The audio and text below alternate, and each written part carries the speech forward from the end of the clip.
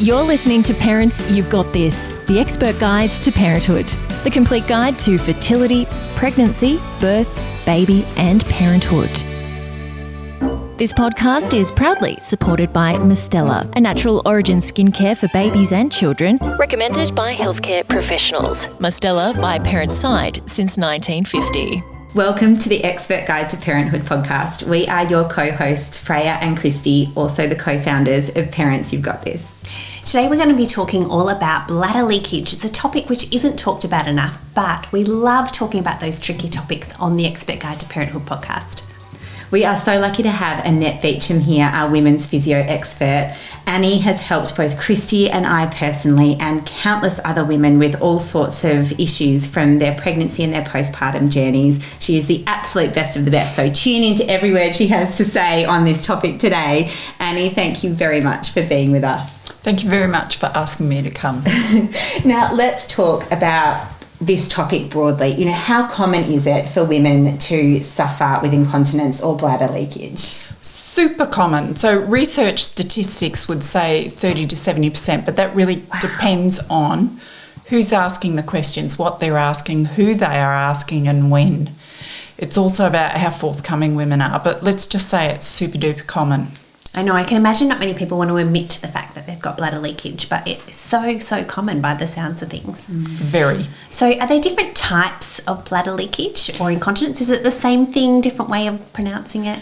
Well, actually, there's lots of different types of incontinence, but the ones that physios get more involved with are called stress incontinence and urge incontinence. So stress actually refers to physical stress, so that occurs when there's increased abdominal pressure, so coughing, sneezing, laughing, lifting things and babies, putting them down, and exertion during sports or activities around the house. Urge incontinence also has a lot of similar names, but it means that you leak with an overwhelming urge to have a wee. So classically it might happen when you get home, put the key in the door, and that's called key in door urgency, or when you're using water, so shower, bathroom, laundry, and it can also happen just when you have an urge, so you're rushing to the toilet and you get the urge on the way and leak. So you just can't make it. Yeah, but there's other forms, but they're the ones that probably interest your audience. And we often, I think, when we're talking in groups of other parents, you know, you might have a bit of a giggle about the fact that you're on the trampoline with your little one or something, and or you know, you're having a giggle and everybody sort of looks at each other like, oh no, you know, was it you as well? And so can you talk to us a little bit about the normality of it versus when it's time to do something about it? Oh, I would say if you've got leakage and it bothers you, please go see someone. Go and see a women's health physio or pelvic physio in your area. There's no amount of leakage that makes it normal or abnormal. It's just, does it bother you? And you've heard me bang on about this before, but absolutely every woman should go and see a pelvic physio, women's health physio at 6 weeks, and continue on seeing them if they have ongoing problems. Don't put up with it. If you do nothing, it doesn't get better. And so is this something that's, you know, unavoidable if you have a baby? Are you going to leak or as you go into menopause? Is it something that everyone's going to have? Okay. Look, there's a whole lot of factors that go towards making it up. Certainly pregnancy and childbirth contribute greatly to urinary incontinence, but not exclusively. And caesarean does protect you from some form of urinary incontinence up to a point. And, you know, we're talking to a general audience here, so I don't want to get too specific about that. We do know that men get it. They haven't been through pregnancy and childbirth, and it's more common with obesity and sudden obesity. So if you've got a sudden weight loss or a sudden weight gain of 5 kilograms, there can be an increase in urinary incontinence. Sometimes it's just tissue type. Some people have a connective tissue disorder, and there's a bunch of those out there, and they will get urinary incontinence. But yeah, it's really quite common. But in our population that we're interested in, it's about pregnancy and childbirth contributing to the urinary incontinence. So, Annie, if you are suffering with it, what do you do? So you go and see someone like yourself, and then what does that mean? What happens from there? All right, so let's talk about the stress urinary incontinence first. And so with that one, so what we're looking at is what's contributing to that stress urinary incontinence. So is it muscle weakness? And so then we're going to talk about how to use those muscles really well. So strengthening the muscles if they need to be strengthened, working on endurance if we need to do that. Working on timing is a really big issue. So, contracting your pelvic floor when you cough is almost a reflex. In fact, it is a reflex. I call it the pre-flex. So you squeeze before you have a cough or a sneeze to guard against leaking. And it's about retraining that, because that pre-flex can get lost during pregnancy and postnatally during the childbirth process. So it's about teaching that. Then it's about progressing it. So someone might be okay walking up the street, but then, going for a run is a higher level. Jumping on a tramp's a really high level. Taking up weights again is a really high level. So it's that graduating and progressing that person through that process. Urinary urgency is about strategizing. So it's about understanding how do my kidneys and my bladder work, and that the bladder is a muscle, that you really don't have conscious control of its contraction. You have conscious control of its suppression. So it's about teaching people how to suppress that contraction. And with the urinary urgency, it's worse when we're low in estrogen. And of course, postnatally, we're low in estrogen. So it's about working through those strategies. So for those people, it's about getting all the basics right, the drinking, the voiding behaviours, and then teaching them the physical strategies to reduce that.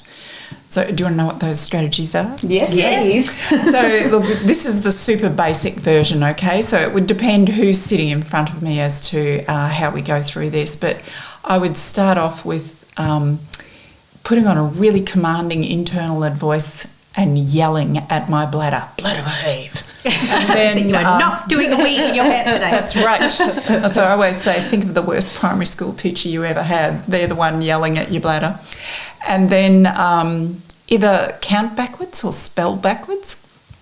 So count backwards by 7. So 300 minus 7 is 293 minus 7.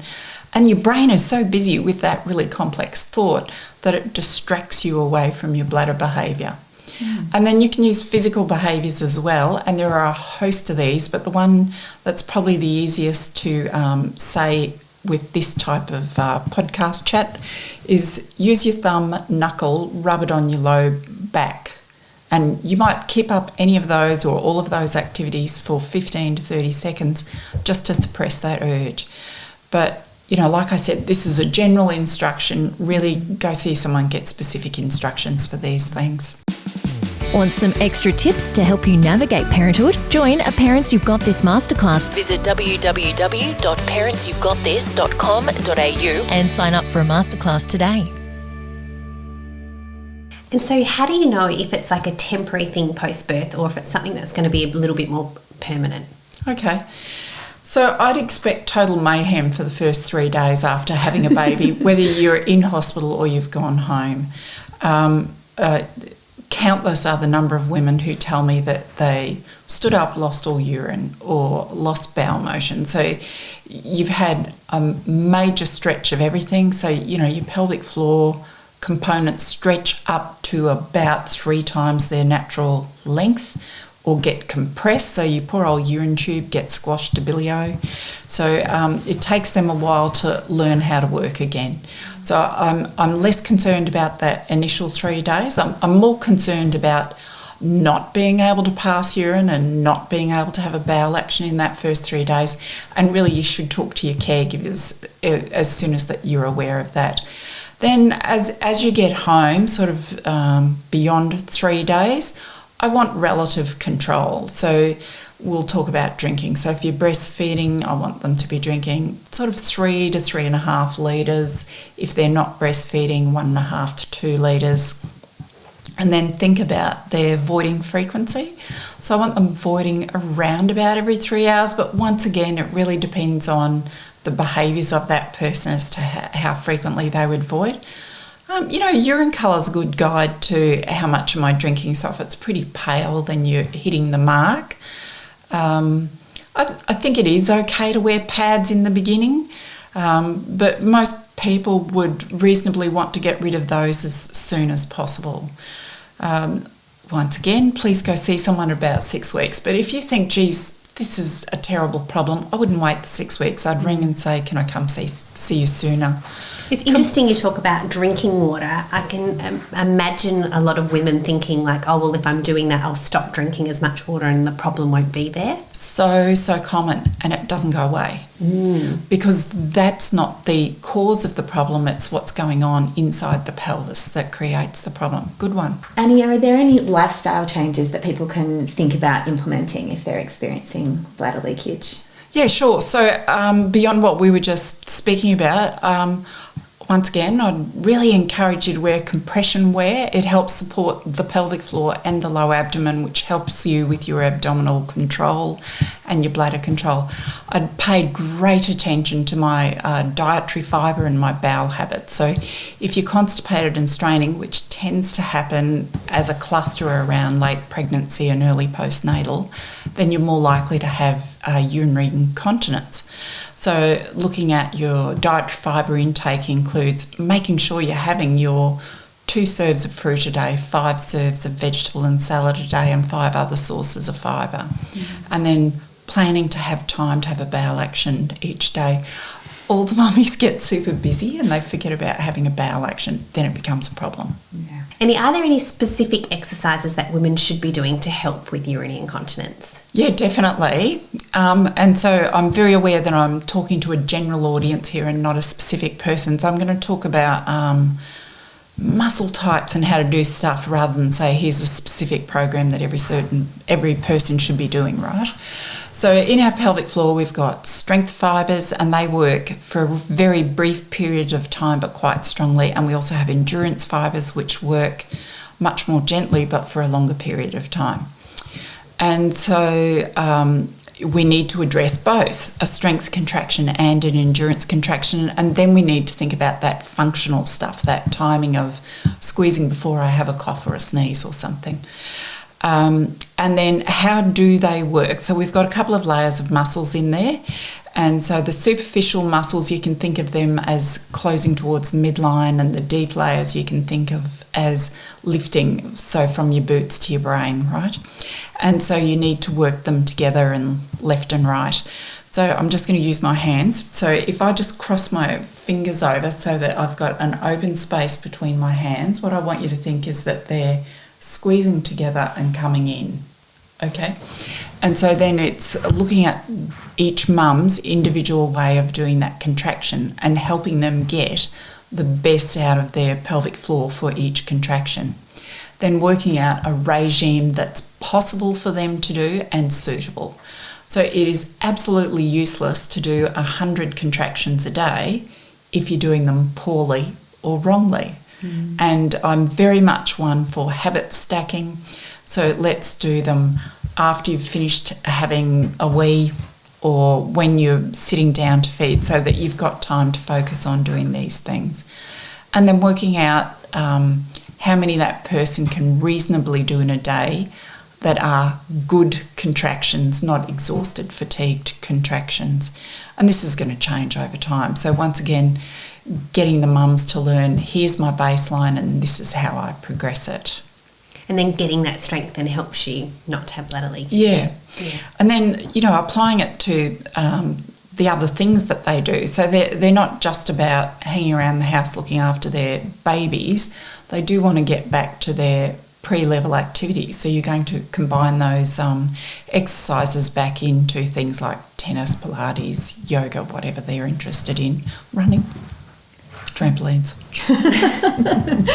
Fantastic, Annie. Thank you so much for sharing your information with us on the Expert Guide to Parenthood podcast. A huge thanks to Mistela for sponsoring this episode. Did you know that Mistela is not only for babies and children? Mistela also has a range of maternity products, like the 100% certified organic Stretch Marks oil, Stretch Marks cream, and the certified organic lanolin-free nipple balm made up of 100% natural ingredients and dermatologist tested. Mistela is our family's favourite. Never forget, parents. You've got this. Join a Parents You've Got This masterclass today to be prepared, excited and educated for pregnancy, birth, baby and parenthood. Visit www.parentsyou'vegotthis.com.au and sign up for a masterclass today. The information provided in this podcast is general in nature and is intended to support, not replace, a discussion with your doctor or healthcare professional. Parents You've Got This take no responsibility for any medical decisions made by individuals based on the information provided in this podcast.